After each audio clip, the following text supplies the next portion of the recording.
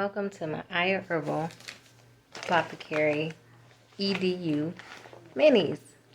This is part of my mini series on different things related to wellness, mind, body, and spirit.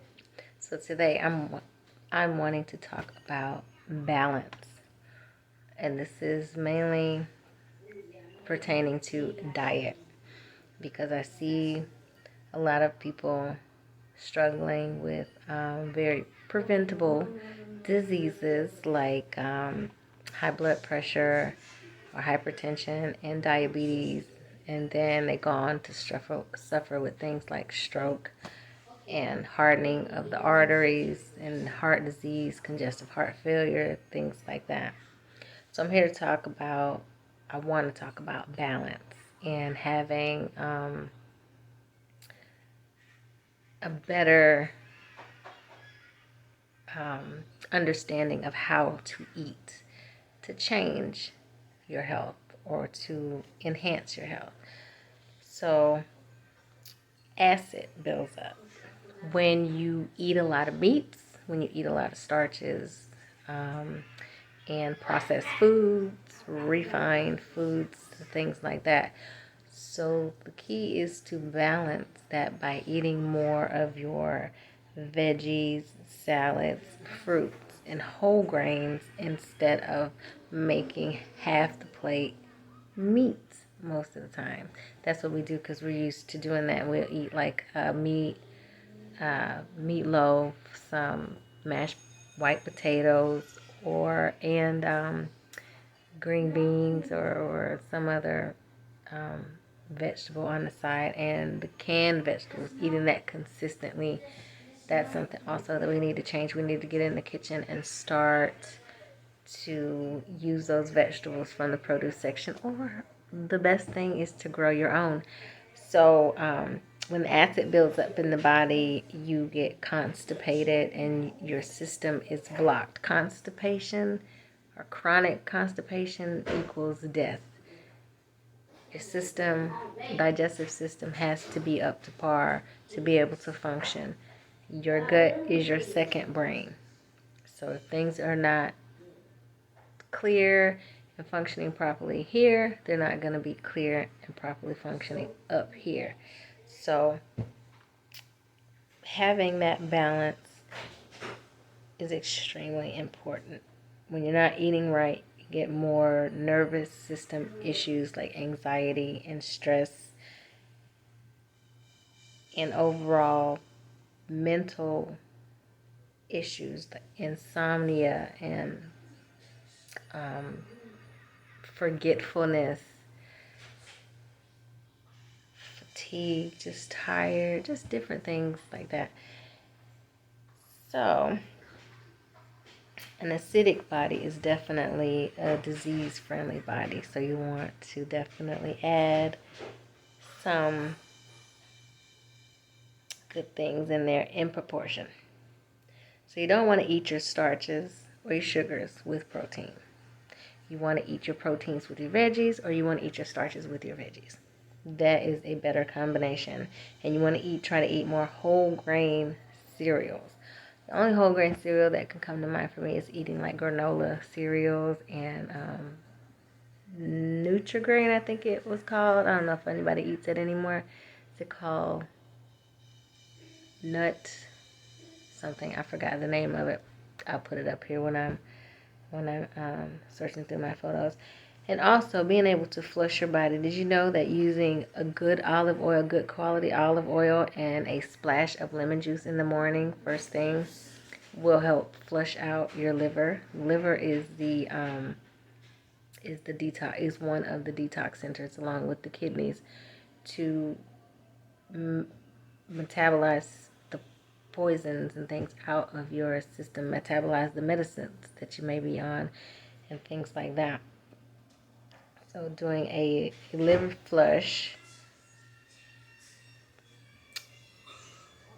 for about 4 days on, 3 days off is a good way to start to keep that liver functioning properly, and also drinking a warm cup of lime juice in the morning. I know they say lemon juice, but limes also work. Limes help to create an alkaline environment in your body. An alkaline state is where we want to stay. Now, there's a lot of people that eat all alkaline diet, and that is wonderful. However, transitioning to that can be very difficult for someone who's not used to eating like that, who is not very receptive to those type of extreme changes, which is understandable because it is a very extreme change. Now, if you eat things like rice, there's a lot of cultures and households that like rice. So you can try things like quinoa and cauliflower rice and broccoli rice, or even chopped cabbage. Chop it real small and use that as your rice, and flavor it with things like turmeric and black pepper. That will decrease inflammation in the body.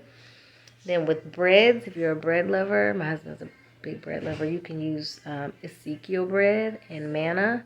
And then there's also like Dave's Killer Bread. It's a great brand to use. You just want to read the ingredients to just make sure that it has some whole grains in it, or it's made with vegetables, and it will go through your system. It's not like a thick biscuit or bread that will clog up your system. You need something to go behind it to push it out, to scrub those intestinal walls, like the broccoli, the cauliflower, the collard greens, mustard greens, things like that. That'll go through and just push that stuff through your system. And the good grains, the barleys, the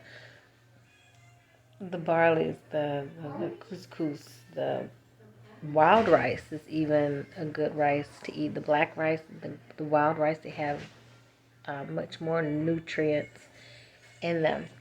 And also, I was thinking about something last night. The San Pellegrino, the waters, the mineral waters, the sparkling mineral waters will help relieve constipation, and it also help with indigestion. So if you're a person that suffers with GERD and things like that, those types of drinks will help you stay away from the sugary sodas. And because you could squeeze a little lime in there, and then you got a little lemon juice type drink or something like that. Or even if you're trying to wean yourself off of the sodas, you can sprinkle like a Crystal Light or those little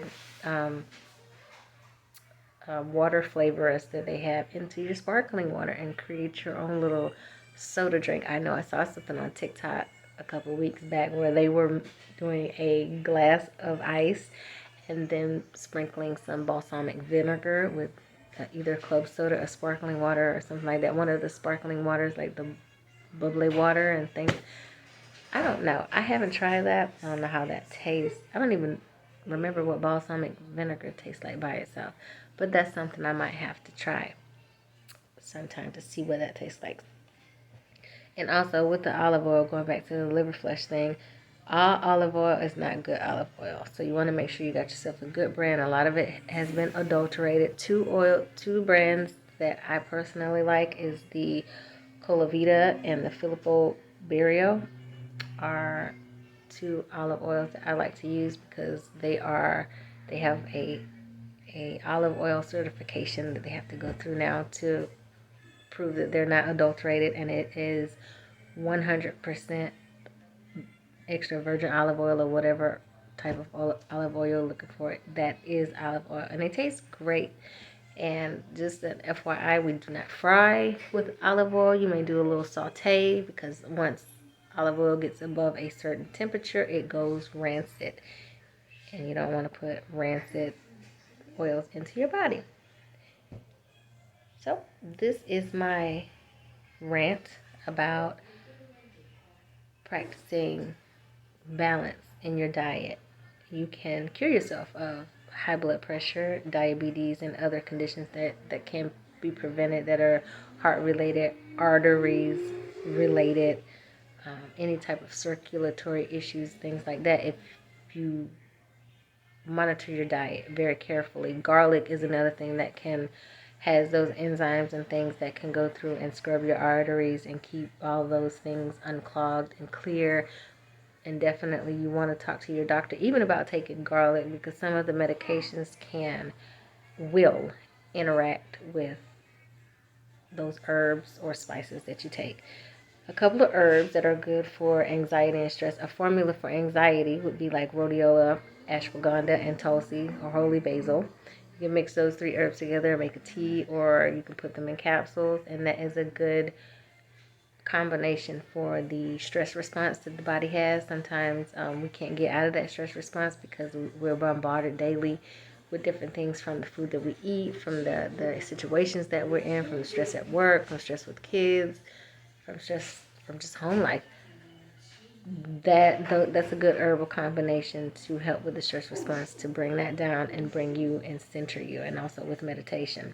Then for stress, I would say valerian, ashwagandha, and passion flower, because that's good to relax the system, to help you relax. You can take that at the end of the day, because valerian and passion flower does tend to make you sleepy. I've heard ashwagandha does too, so it's best to take those at home when you're going to sleep at night so that you can see how you will react to the herbs, for sure.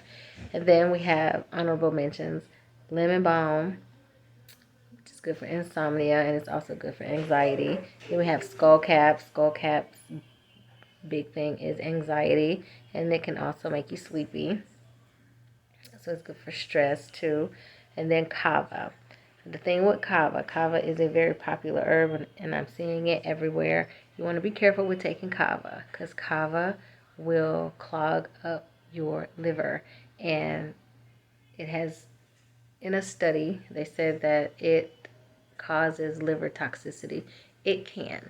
If you are unaware of the effects and you just take it, you just continuously take it in excess, it can affect your liver. So if you are taking something like kava, you want to get with a specialist so that you can also be taking things to flush your body, because this is something we should be doing consistently anyway, either fasting or giving your digestive system a break. That is another benefit to healing your body from its disease, giving it a break so that it can heal.